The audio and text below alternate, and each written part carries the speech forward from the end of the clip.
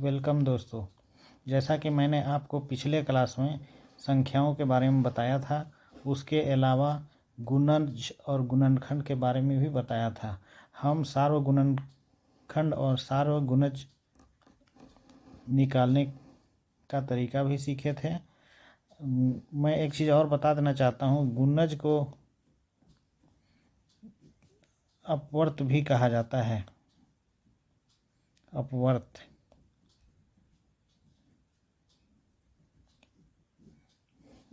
English में multiple होता है इसका। और गुणनखंड को फैक्टर होता है इंग्लिश में, जिसे अपवर्तक भी कहा जाता है। हिंदी में अपवर्तक, इंग्लिश में इसे फैक्टर कहा जाता है।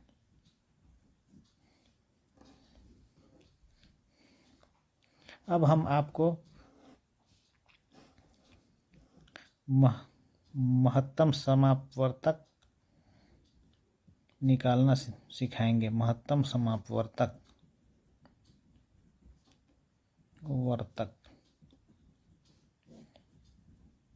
इंग्लिश में इसे कहते हैं हाईएस्ट कॉमन मल्टीपुल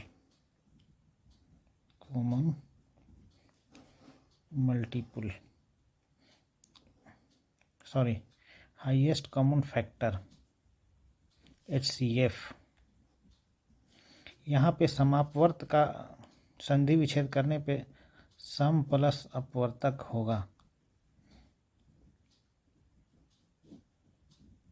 सम यानी कि समान, जिसको इंग्लिश में कॉमन कहा जाता है। जैसे उदाहरण के तौर पे मुझे 24 और 36 का HCF निकालने के लिए कहा जा रहा है।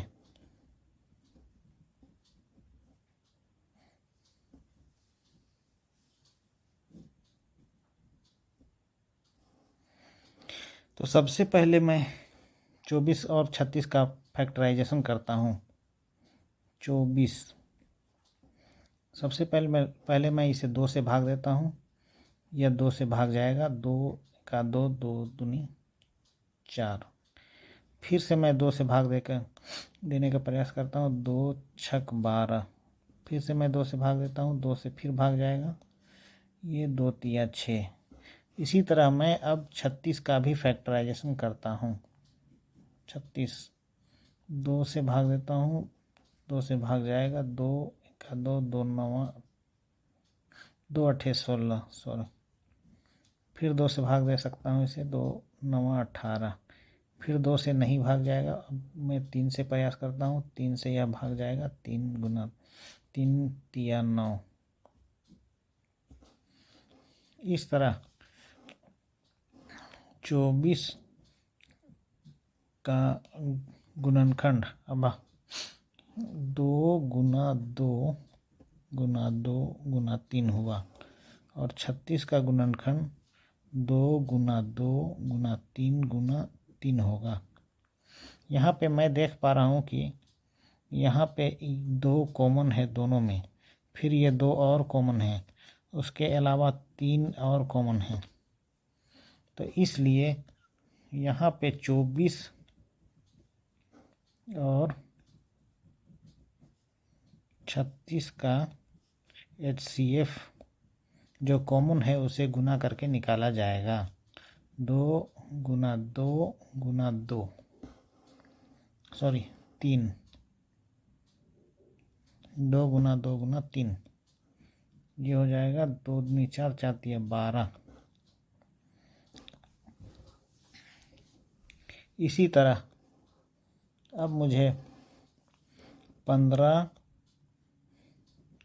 25 और 36 का और 30 का HCF निकालने के लिए कहा जाएगा। तो कैसे निकाला जाएगा इसे मैं बताता हूँ। तो सबसे पहले मैं 15 का गुणनखंड करता हूँ। 2 से भाग करने का प्रयास करता हूँ तो ये भाग नहीं जाएगा। अब 3 से प्रयास करने पे 3 पचे 15। इसी तरह 25 को मैं 2 से नहीं जाएगा भाग और 3 से भी नहीं जाएगा। फिर 5 से मैं देता हूँ 5 गुना 5 और 30 को मैं 2 से भाग देता हूँ तो 15 आएगा। 15 को फिर 2 से नहीं भाग जाएगा, फिर मैं 3 से इसे भाग देता हूँ। 3 पचे 15। इस तरह 15 का गुणनखंड हो गया 3 गुना 5, 25 का गुणनखंड हो गया 5 गुना 5 और 30 का गुणनखंड हो गया 2 गुना 3 गुना 5। यहाँ पे मैं देख रहा हूँ कि तीनों में 5 कॉमन है। ये 5 तीनों में कॉमन फैक्टर है, इसलिए 15, 25 और 30 का HCF हो जाएगा कॉमन, जो भी कॉमन फैक्टर हैं उनका गुणनफल। यहाँ केवल एक फैक्टर है और वो है 5, क्योंकि इसका एक ही गुणनखंड है, इस कॉमन है, इसलिए वही उसका मस या HCF हो जाएगा। अब मैं आपको मसर या HCF निकालने का एक आसान तरीका बताने जा रहा हूँ। मान लिया जाए कि प्रश्न है कि 8 और 12 का गुणनखंड का मसर निकालें। 8 और 12 का HCF निकालें। तो इसका एक सबसे आसान विधि यह है कि छोटी संख्या को सबसे पहले लिखेंगे और बड़ी संख्या को उस छोटी संख्या से भाग देंगे।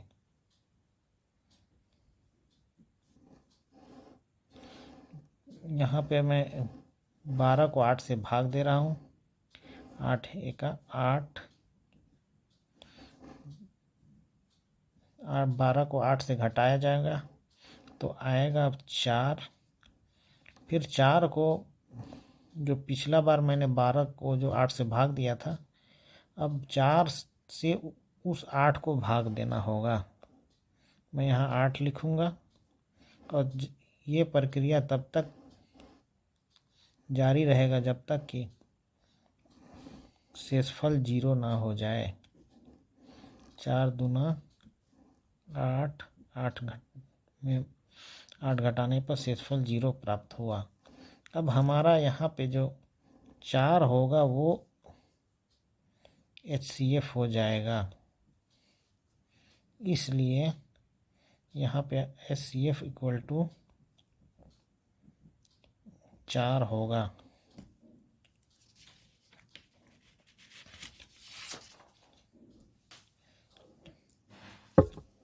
आइए एक और उदाहरण लेते हैं।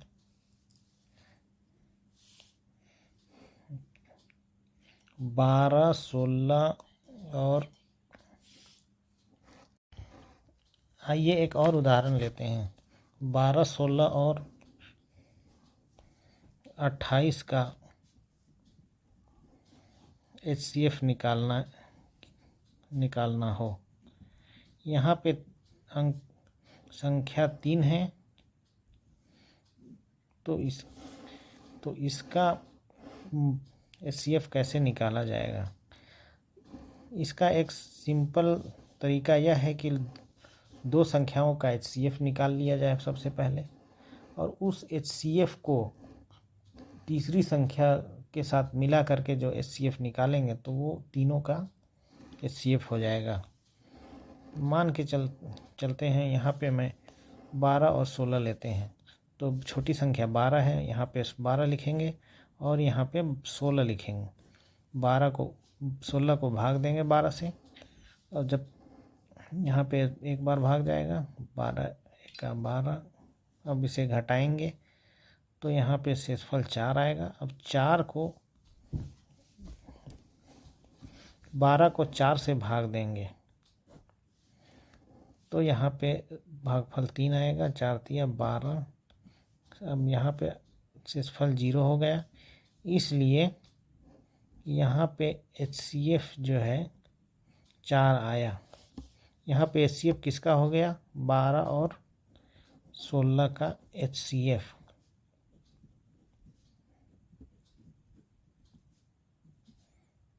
चार। अब हम 4 और 28 का HCF निकालेंगे।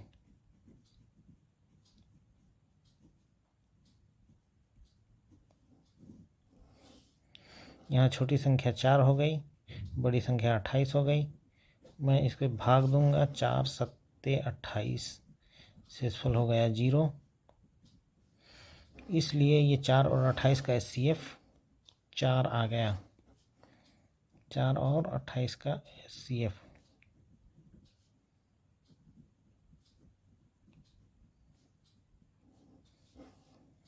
4।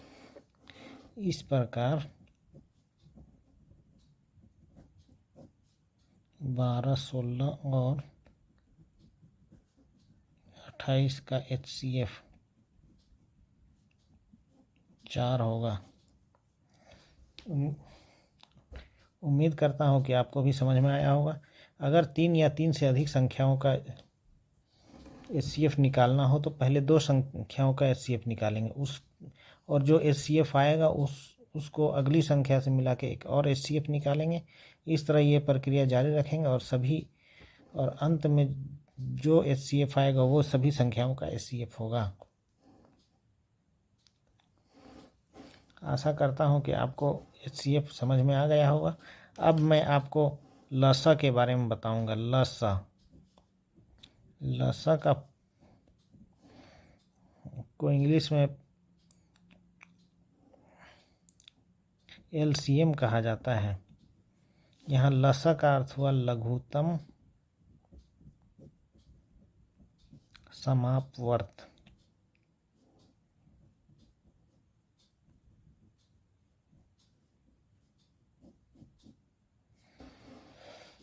इंग्लिश में हो जाएगा least common multiplier. Least common multiple. यहाँ लघुत्तम यानी लीस्ट यानी सबसे छोटी। समापवर्त का संधि विच्छेद करने पे सम प्लस अपवर्त आएगा। अपवर्त यानी गुणज।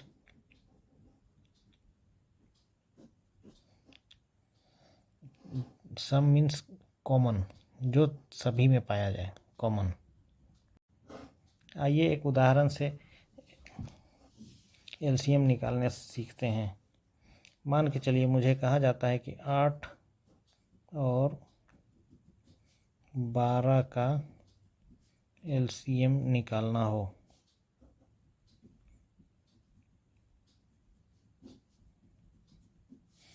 तो यहाँ पे हम 8 का गुणज लिखेंगे। 8 का गुणज हो जाएगा 8, 16, 24, 32, 40, 48, 56, 64, 72, 80, 88, 96 आदि आदि। 12 का गुणज निकालेंगे। 12, 24, 36,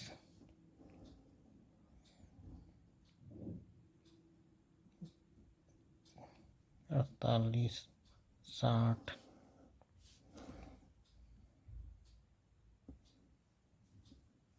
72,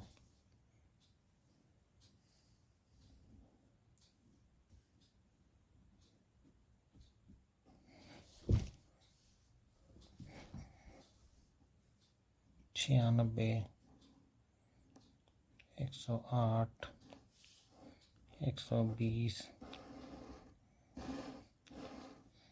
132 आदि। यहाँ पर समापवर्त देखेंगे, यानी समान अपवर्त जो दोनों में पाया जाता हो। जैसे यहाँ पे आपका हो जाएगा सबसे पहले हो जाएगा 48, उसके बाद हो जाएगा 64, 72, उसके बाद होगा 96। इस तरह से बहुत सारी संख्याएं समापवर्त होंगी, लेकिन हमें यहाँ पे एलसीएम निकालना है। एलसीएम यानी लसा, यानी लघुत्तम समापवर्त, यानी सबसे छोटा समापवर्त।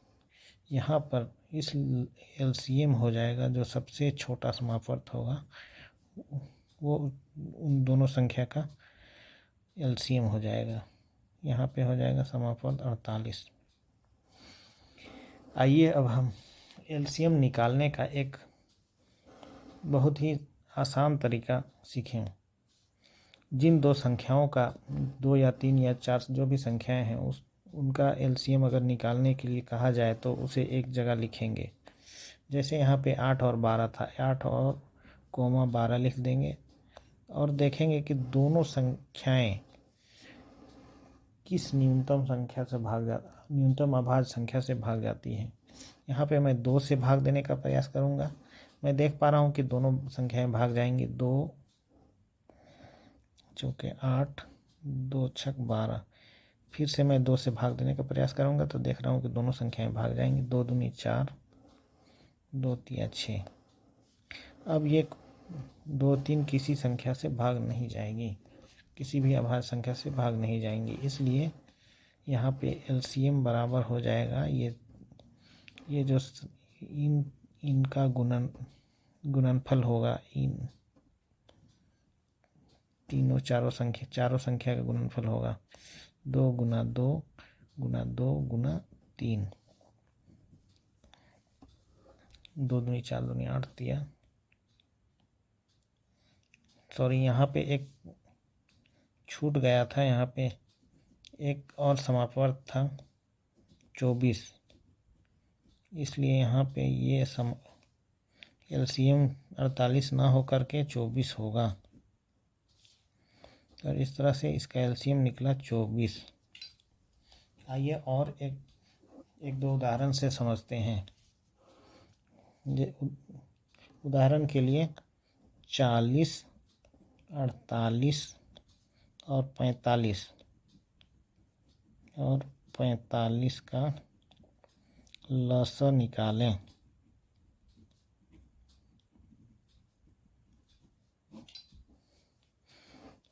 यहाँ पे तीनों संख्याओं को कोमा देके एक साथ लिखेंगे, 40, 48 और 45। अच्छा, मैं एक और चीज़ बता देना चाहता हूँ। यहाँ पे जो न्यूनतम अभाज्य संख्या से जो भाग देंगे तो कम से कम 2, 3, 4 जो भी संख्याओं का जो लसा निकालना है उनमें से कम 2 संख्याओं का भाग जाना जरूरी है।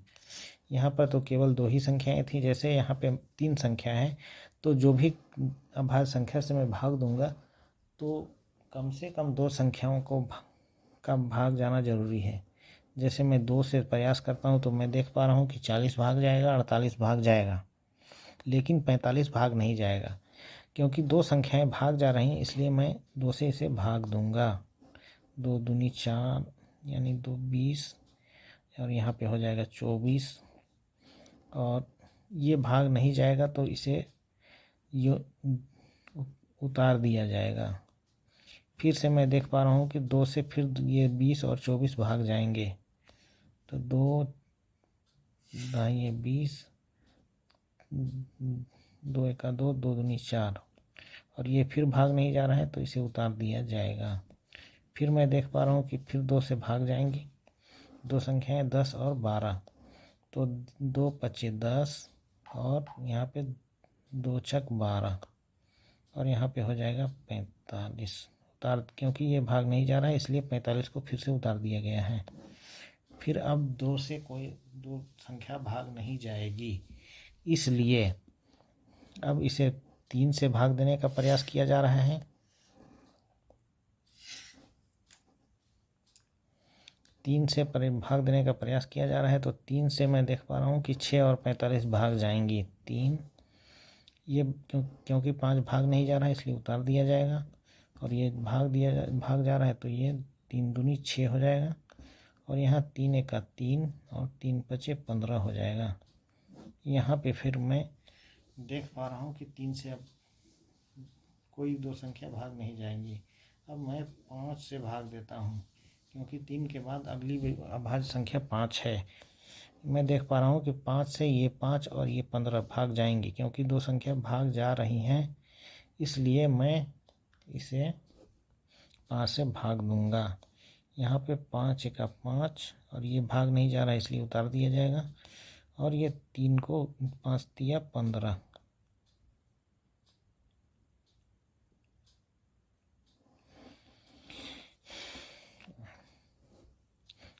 ये 3 है। इस तरह इन तीनों संख्याओं का एलसीएम हो जाएगा इन संख्याओं का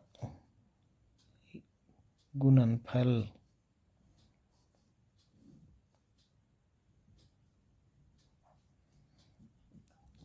तो गुना 2 गुना 2 गुना 3 गुना 5 गुना 1 गुना 2 गुना 3, 2 दूनी 4, 4 दूनी 8, 8 दिया 24 और 24 बचे 120, 120 दूनी 240, जो 240 को 3 से गुना करने पे 720 आएगा। इसी तरह मैं एक और एग्जाम्पल से आपको समझाता हूँ। मुझे 20, 25 और 30 का एलसीएम निकालना है, तो मैं तीनों को एक जगह लिखूंगा, 20, 25 और 30। सबसे पहले 2 से भाग दूंगा। अगर 2 संख्याएं भाग जा रही हैं तो इसे भाग दिया जा सकता है। 2 से 20 और 30 भाग जा रही हैं, 2 दहाई 20 और ये उतर जाएगा, और यहाँ भाग देने पर 15 आएगा।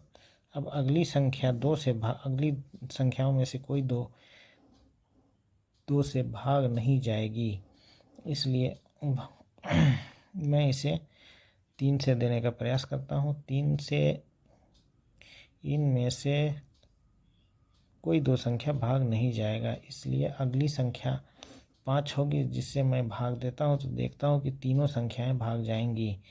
5 दूनी 10, 5 पच्चे 25 और 5 दिया 15।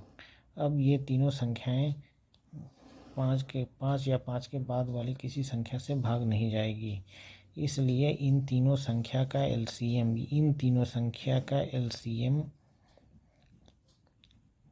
हो जाएगा इन संख्याओं का गुणनफल। 2 गुना 5 गुना 2 गुना 5 गुना 3, 2 पचे 10, 10 दूनी 20, 20 पचे 100 और 100 दिया 300।